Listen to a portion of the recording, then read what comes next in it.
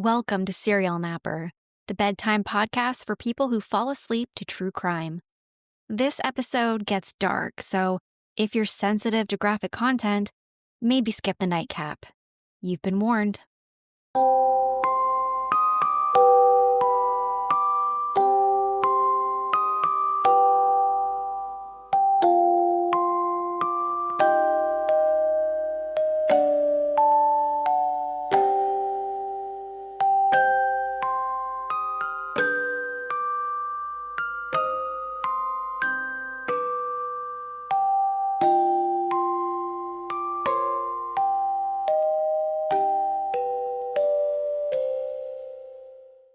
Hey everyone, my name is Nikki Young, and this is Serial Napper, the true crime podcast for naps. I'm back with a true crime story to lull you to sleep, or perhaps to give you nightmares. This is episode 1 of another season of Serial Nightmare, a Halloween series that I do every year for the month of October. Everything I release this month will either be Halloween related or a little bit more on the spooky side, but of course, always true crime. Tonight, we're stepping into a story that feels like it should have been scribbled in the margins of a gothic horror novel, but every bit of it really happened, though the details have slightly changed over the years, depending on who you ask. Picture Buffalo, New York in the early 1930s. Elegant homes, artists mingling in parlors, and tucked away in one of those drawing rooms, a Ouija board that would supposedly spell out death.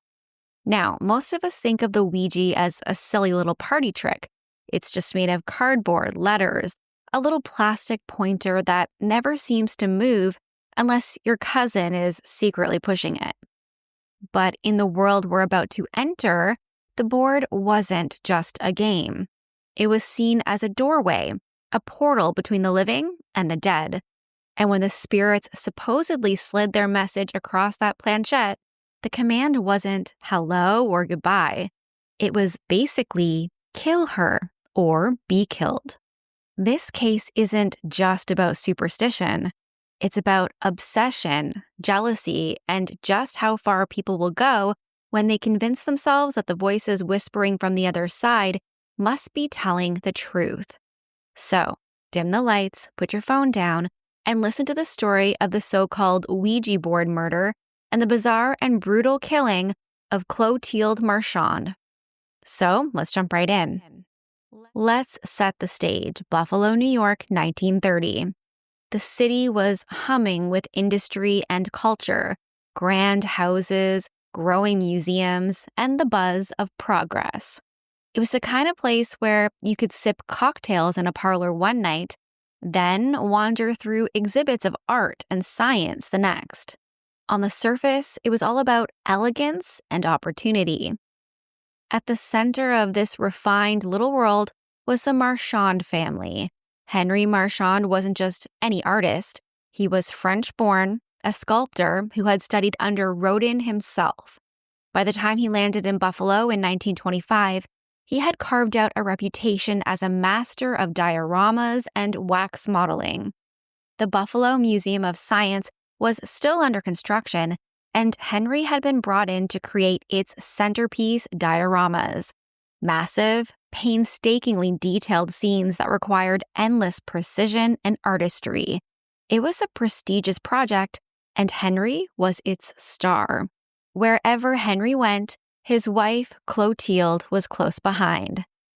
Petite, graceful, and once a painter herself, she had set aside her art to raise their 5 children and support her husband's career, as was expected of women at the time.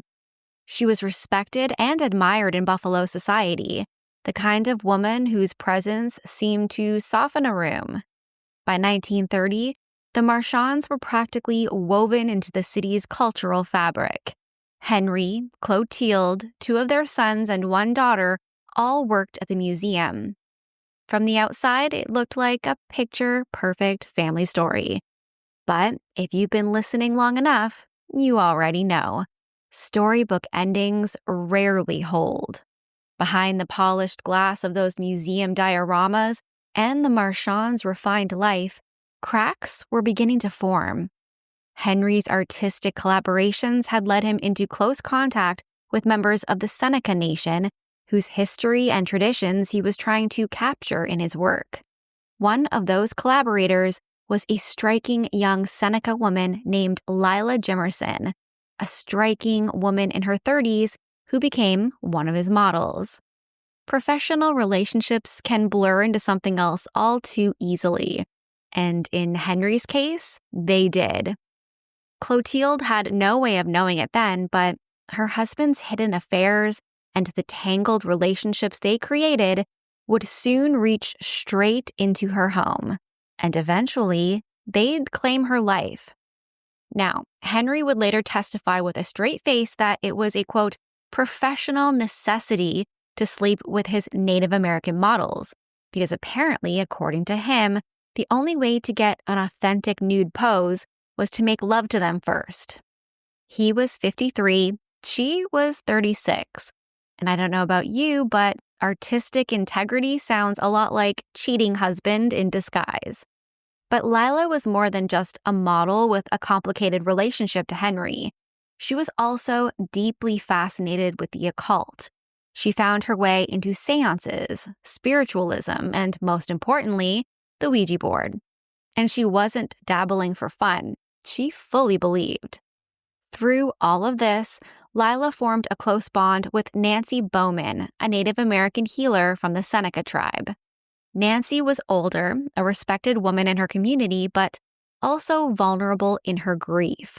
Her husband had recently died, and she was searching for answers. Lila and Nancy claimed to be guided by spirits, and those spirits spoke to them through the planchette. You know that friend who swears that Mercury being in retrograde is why their car broke down? Well, crank that up about 10 notches, add some candlelight, and you've basically got Lila and Nancy.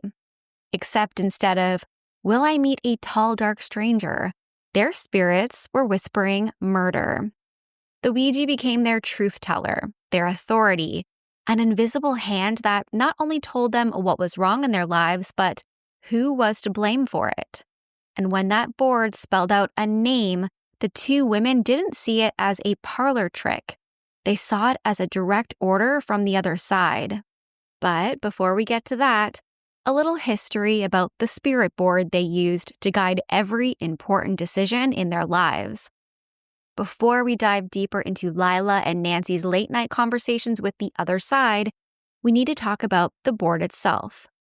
The Ouija wasn't always some dusty thing sitting on the top shelf of your grandma's closet. It was once the hottest paranormal accessory you could own.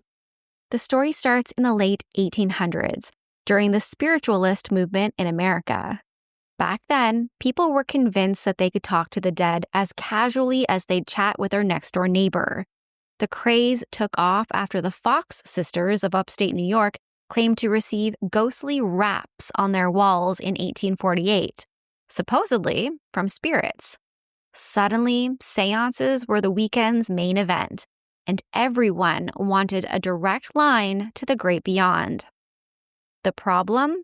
Spirit communication was slow, painfully slow. Imagine someone calling out the alphabet one letter at a time, waiting for the ghost to knock at the right letter. Not exactly thrilling. What the movement needed was a faster, spookier, and more interactive tool. Enter the Ouija board. In 1890, a group of businessmen in Baltimore launched the Kennard Novelty Company, and they produced what they marketed as the Wonderful Talking Board. By 1891, it had an official patent under attorney Elijah Bond, thanks to a dramatic demonstration at the U.S. Patent Office. The story goes that the patent officer demanded proof, asking the board to spell out his name, which supposedly it did.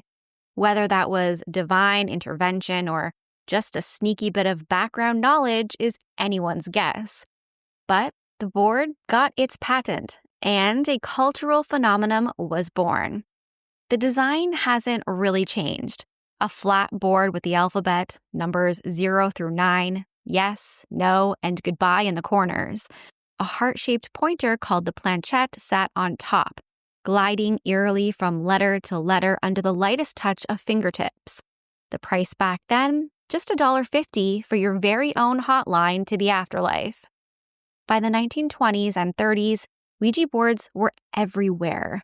College kids used them at parties, families brought them out after dinner, and spiritualists swore by them in candlelit séances. Half creepy occult ritual, half parlor game. It was the perfect balance of mystery and mischief. Of course, not everyone thought that it was just harmless fun. To some, the board was a doorway to obsession, paranoia, and even danger. The debate, toy or tool of the devil, it never really ended. But for Lila and Nancy, the Ouija board wasn't a novelty. It was gospel, a truth teller. And when its messages pointed to a petite French woman named Clotilde Marchand as the source of the evil in their lives, they didn't shrug it off. They listened. In the fall of 1929, on the Cattaraugus Reservation outside Buffalo, 2 women leaned over a Ouija board waiting for the dead to speak. On one side sat Nancy Bowen, a 66-year-old Seneca healer who was still mourning the sudden death of her husband, Charlie, known in the community as Sassafras Charlie, also a healer. Across from her sat close friend Lila Jimerson, the 36-year-old model who had been working with Henry Marchand. They wanted answers. They wanted the truth about what had really happened to Charlie. And the board gave them one. Slowly, the planchette scraped across the surface, spelling out a message that Nancy believed came from her late husband himself. It said, "They killed me." When the women pressed for details, the spirit pointed a finger from beyond the grave, not at some shadowy stranger, but at an evil white woman. Then, chillingly, the board gave a name, Clotilde Marchand. For Nancy, this was devastating. She was already vulnerable, already desperate to understand why her husband had died. Now she believed she had been hexed by a jealous witch, and worse, that her husband's killer might be coming for her next. The whispers didn't stop with the board. Nancy soon began receiving strange letters, signed by someone calling herself Mrs. Dooley. These letters doubled down on the accusation. Clotilde was a witch, they said. She had cursed Sassafras Charlie, and when her spells failed, she killed him outright. And now, according to Mrs. Dooley, Nancy was marked to be the next victim. One of these letters from Mrs. Dooley said, "I know something secret. I decided it's better to tell you and help you however I can. This is what I know. Charlie Bowen is dead because of a witch in this city of Buffalo. It was a Frenchwoman. She killed Charlie because he had good medicine to sell in the city. Her witchcraft didn't work so well, so she decided to kill him. She kills many, many this way, Indians and whites alike. But let me tell you more. She has made another doll, just like the one she made of your wife, Nancy."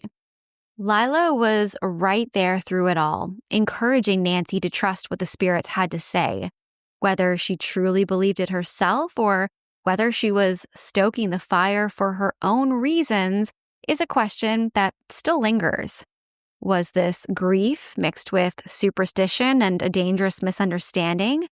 Or was it a carefully laid trap designed to turn a heartbroken woman into a weapon? Either way, Nancy believed what was happening, what she was being told. And once the board and the letters had convinced her that Clotilde Marchand was a witch out to destroy her, Nancy knew exactly what she had to do. By early March 1930, Nancy Bowen was convinced beyond reason that Clotilde Marchand was a witch who had cursed her husband to death and that she herself was next on the list. The Ouija board had said it. The mysterious Mrs. Dooley letters had confirmed it. And every little detail, even Clotilde's harmless habit of collecting mushrooms in the forest, only seemed to add to the picture in Nancy's mind. To Nancy, those mushrooms weren't a French culinary staple. They were hellish vegetables, the tools of a sorceress. So Nancy made a plan. She went out and she bought a hammer. She got her hands on some chloroform, and she prepared herself to do what the spirits and her fear told her had to be done. On March 7th, 1930, Clotilde Marchand was at home on Riley Street. She was just a petite woman, a painter who had long ago given up her own promising career to raise her children and support her husband's work. So she was at home doing her wifely duties that day. That afternoon, she answered a knock at the door. Standing there was a woman that she barely knew, an older Seneca healer from the reservation. She asked Clotilde a question. "Are you a witch?" Jokingly, Clotilde replied, "Yes." Before Clotilde could make sense of what was happening, Nancy pointed at her and in broken English accused her of being a witch. Then, without hesitation, she pulled out the hammer.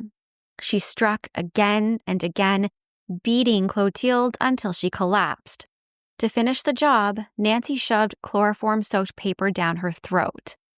It was brutal, it was senseless, and it was over in minutes. When Clotilde's 12-year-old son returned home from school, he walked straight into the nightmare. He found his mother's body and he ran as fast as he could to the Buffalo Museum of Science, where his father and siblings were working to deliver the unthinkable news. The Marchand family's world was shattered that day. A wife and mother was gone, murdered in her own home, not by some shadowy stranger, but by a grieving woman who believed that she was carrying out the orders of spirits and saving herself from a witch's curse.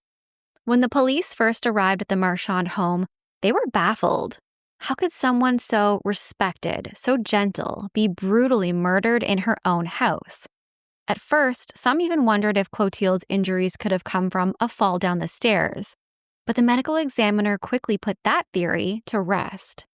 Her body bore clear signs of violence, bloody gashes to her head, the sharp chemical sting of chloroform, and evidence of a desperate struggle. This was no accident. This was a killing. Detectives began digging, and strange details surfaced almost immediately. Witnesses reported seeing two Native women hanging around the area before the murder. One older, one younger, possibly scoping out the house. That trail quickly led investigators to Lila Jimerson and her close friend, Nancy Bowen. At first, suspicion fell hard on Lila.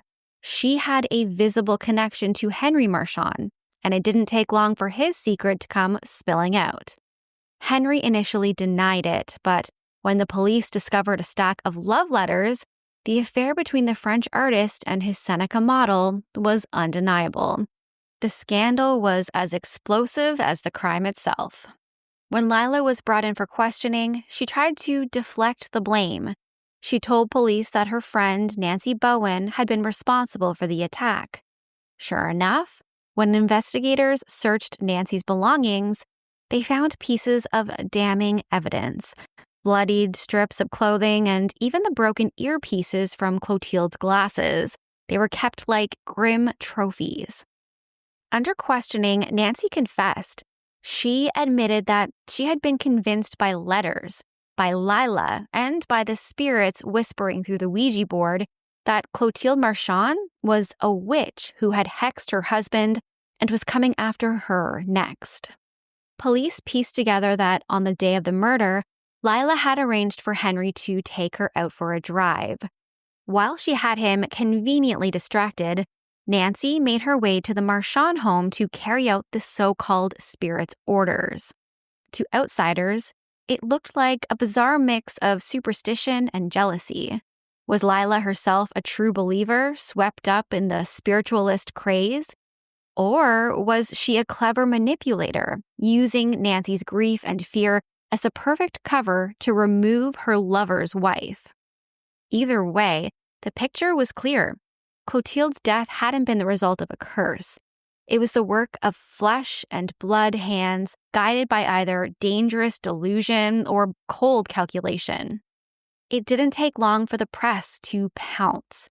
The murder of Clotilde Marchand was bizarre enough on its own, but once the Ouija board connection came out, newspapers branded it the Ouija Board Murder, and they ran wild with it. Headlines leaned into the witchcraft angle, painting Nancy Bowen as the hex woman and Lila Jimerson as sort of a femme fatale. The reporting was laced with racism, too, referring to the women as untamed squaws, which is an absolute slur, and treating the entire Seneca community like some sideshow exhibit. Authorities stormed the reservation looking for evidence, ransacking homes and showing very little respect to the people who lived there. In court, the story was just as sensational. Nancy Bowen claimed that she had been compelled by supernatural forces, that the Ouija board told her Clotilde was a witch, and that she had even tried her own hexes first. And when they failed, she believed she had no choice but to destroy the White Witch before she destroyed her. The prosecution leaned heavily into the idea that Nancy wasn't acting alone, that she was manipulated by Lila, who may have used Nancy's grief as the perfect weapon to get rid of her lover's wife. The defense, meanwhile, doubled down on spiritualism. They argued that Nancy had been misled by forces she sincerely believed in. Whether those forces were spirits or just Lila whispering poison into her ear didn't really matter. Nancy, they said, wasn't acting out of malice, but out of terror. The trial wasn't without its theatrics.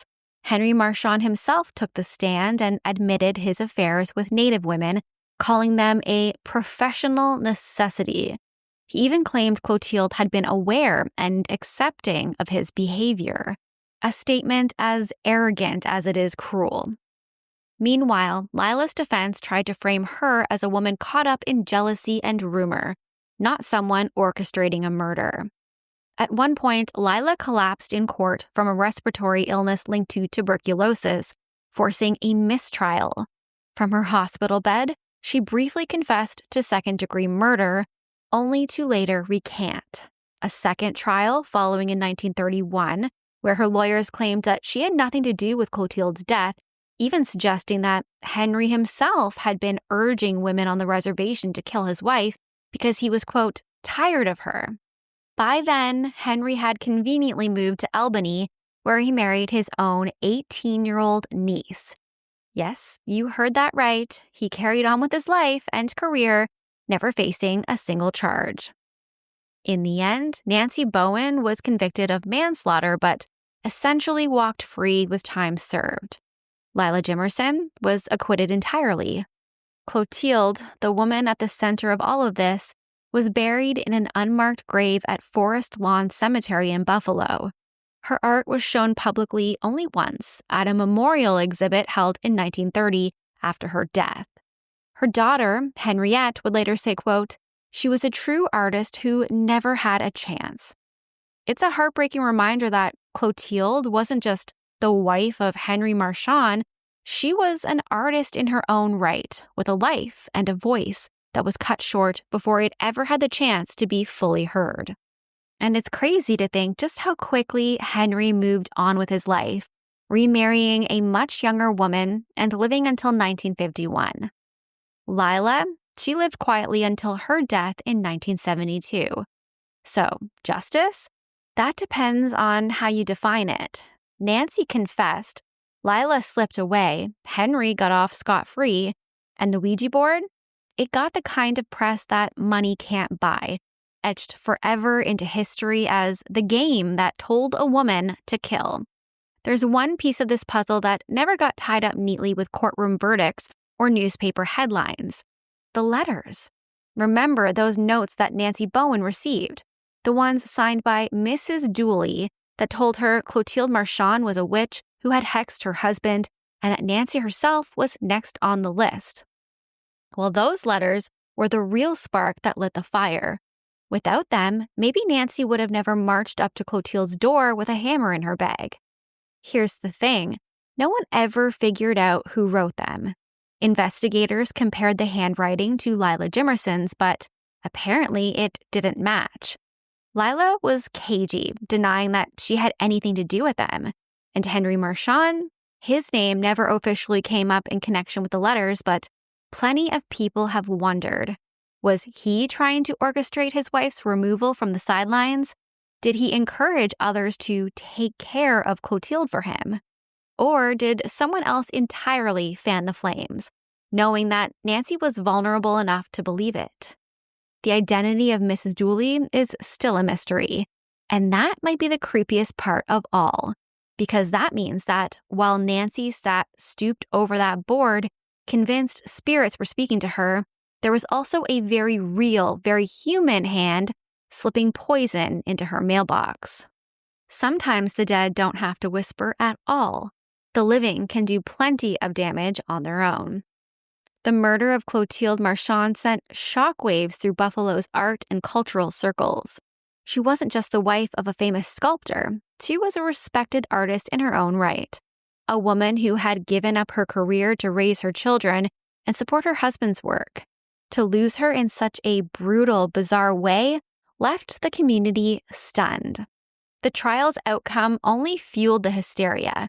Newspapers leaned into the witchcraft angle, and suddenly, Ouija boards and séances, once considered harmless diversions, were cast as sinister tools with the power to drive people to madness and murder. What had been a parlor game now carried the shadow of blood. Henry Marchand, for all of his arrogance on the witness stand, never truly recovered. His career continued, but his reputation was forever tainted by the scandal, and the whispers about his role in the tragedy, they never really went away. Again, he remarried and moved on, but the ghost of Clotilde and the scandal of the Ouija board murder, that followed him to his grave. And yet, the biggest questions remain unanswered. Did Lila Jimerson really believe the spirits were speaking through the board, warning of a white witch in Buffalo? Or did she see Nancy Bowen's grief as the perfect opportunity to rid herself of a rival? Was Nancy a grieving, vulnerable woman manipulated into committing murder? Or did she genuinely believe that she was fighting for her life against supernatural evil? What truly happened in that parlor is still up for debate. Maybe it was the influence of the Ouija board. Maybe it was jealousy and deceit dressed up in spiritualism. Probably it was a little of both. What we know is that superstition, fear, and human desperation collided, and the result was devastating. In the wake of Clotilde Marchand's murder, the Ouija board went from curious novelty to sinister suspect. Before 1930, it was the kind of thing you might pull out after dinner, laughing as the planchette spelled nonsense, or maybe holding your breath when it spelled something you didn't want to hear. But after the Marchand case, the board was forever linked to something darker. Headlines screamed "murder by Ouija," and suddenly this little piece of cardboard, it was seen as more than a game. Families who had once kept it on the shelf next to Monopoly started whispering about it like it was cursed. Churches preached against it. Parents warned their kids away from it. And seance circles leaned into its reputation, treating it as a genuine doorway to danger.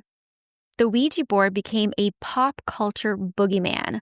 Hollywood ran with it. Horror writers adored it. Every creak of a planchette from then on seemed to carry the echo of Clotilde's name. And that's the spooky ripple effect of this case. A crime of jealousy and manipulation turned into a cautionary tale about messing with forces that you don't understand. Whether you think the board is just cheap cardboard or a real portal to something darker, its legacy is forever haunted by the murder that is supposedly foretold. The Ouija board itself has always walked a line between toy and tool, curiosity and curse. And in the case of Clotilde Marchand, it became something much darker. Whether you see it as a portal to the supernatural or simply a mirror reflecting the darker corners of human nature, one thing is clear. The Ouija board murder remains one of the strangest, most unsettling cases in true crime history. And that's the story of the Ouija board murder, where jealousy, grief, and a little cardboard game spelled out tragedy for Clotilde Marchand. Was it really the spirits whispering from the other side, or just people twisting superstition into an excuse for bloodshed. Either way, it's proof that sometimes the scariest thing about a Ouija board isn't what might come through, it's what the living will do once they believe. That's it for me tonight. Thanks for listening, and if you're still awake, well, good luck sleeping after this one. Don't forget to subscribe on Apple, Spotify, or wherever you get your podcasts. And if you want ad-free early episodes or bonus episodes, come hang out with me over on Patreon. Until next time, stay safe, stay kind, and don't trust everything that the spirits spell out. Bye.